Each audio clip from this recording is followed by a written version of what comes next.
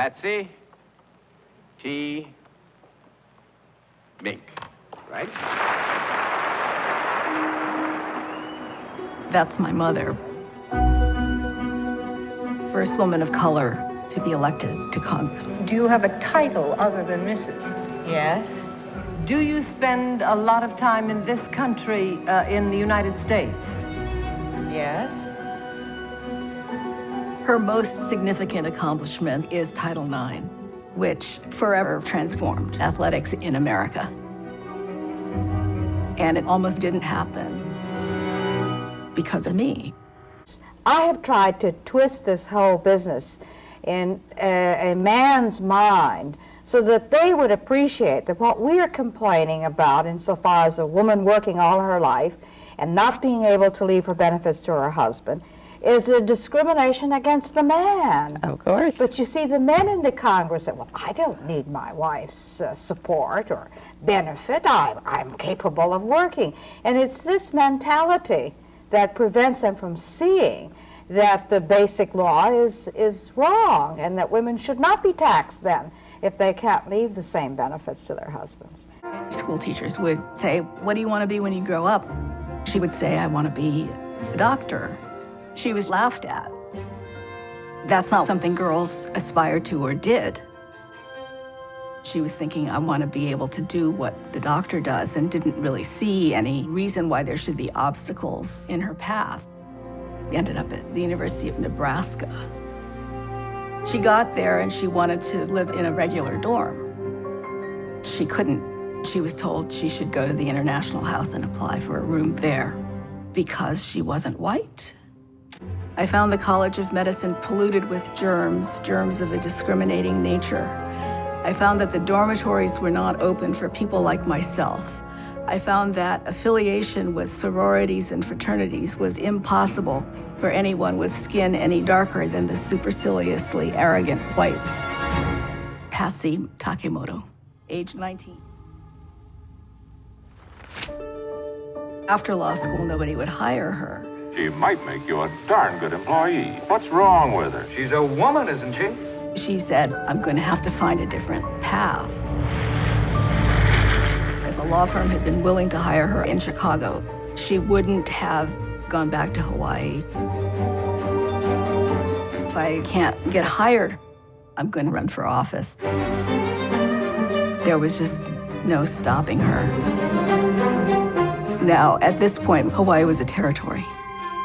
So in 1956, she ran for the Territorial House of Representatives. She won. Representative Patsy Takemoto Mink. I think the time has come for the American people and for the Congress of the United States to search its conscience and to recall back to 1898 the promise they gave to the people of Hawaii upon annexation that when we were ready, we would become a state.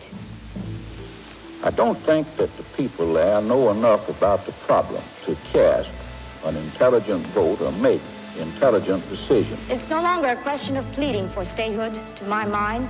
It's a question of rising up in indignation. I feel that the people here are ready and want statehood. The first opportunity to participate in the nation's government responded with a record ballot cast by 93% of those eligible. When statehood was declared, this was her chance to go to Washington. Decided to run for Congress. It had been a nasty race, an expected reaction of people who were used to certain social norms.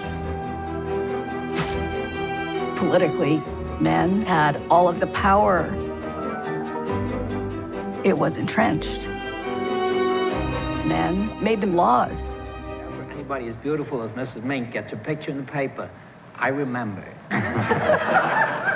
It's wonderful to have you here. It's wonderful to have such a, as Bennett says, beautiful representative of the state of Hawaii. It's a beautiful state, and it deserves you, ma'am. Thank you very much. Thanks very much for being our guest. Immediately, she got to work. We do have a national responsibility to speak for the women in the country.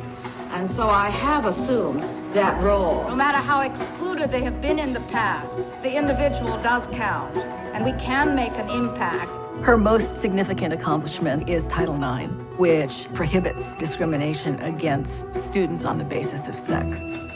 It's not actually new language, it's borrowed language from the Civil Rights Act, which didn't cover gender equality in education. It's the Education Act amendments of 1972. Biden administration today announced its plans to expand Title IX sexual assault rules and ensure protection for LGBTQ students and victims. This comes as the nation celebrates 50 years of gender equality in women's sports and education. And as KITV4's Aaron Coogan reports, the long legacy of Hawaii's own Patsy Takemoto Mink. Maui High School grad turned national changemaker.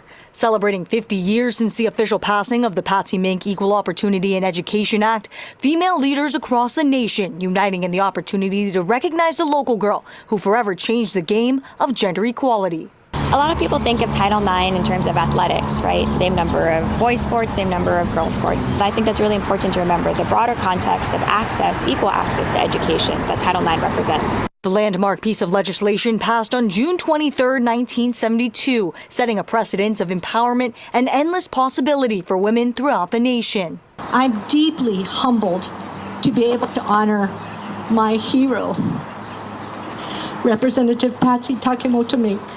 Here at home, of course, an especially significant remembrance.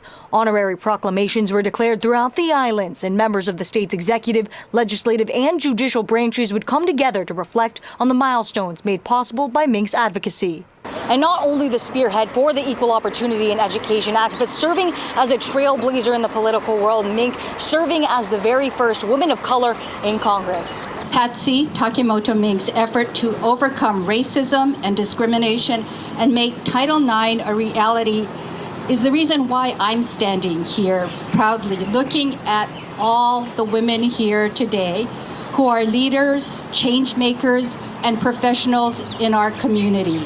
Birthing legislation that would go on to remain active in the lives of all Americans today, a portrait was unveiled atop Capitol Hill to forever symbolize the strides for equality